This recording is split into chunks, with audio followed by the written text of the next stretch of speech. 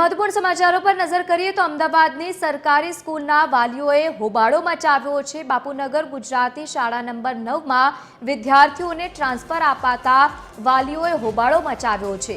બાપુનગર ગુજરાતી શાળા number 2માંથી 9માં transfer આપતા ભારે હોબાળો મચાવવામાં આવ્યો હતો। શાળા નંબર 9માં વિદ્યાર્થીઓની ઓછી સંખ્યા રહેતા શાળા નંબર 2માંથી ટ્રાન્સફર કર્યાના વાલીઓએ આક્ષેપ કર્યા છે। 100થી વધુ વિદ્યાર્થીઓને અચાનક જ શાળા નંબર 9માં ટ્રાન્સફર કરતા વાલીઓમાં ભારે રોષ ફેલાયો છે।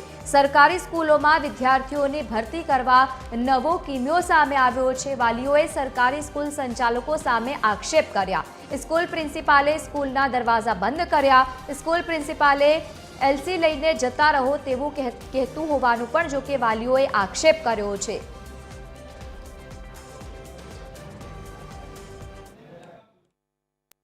शाला नंबर 2 अमर राखवी है, शाला नंबर 9 में नहीं मोकला तो प्रिंसिपल मैडम कहते कि अधिकार वाला आवशे काले काले तमे मळजो।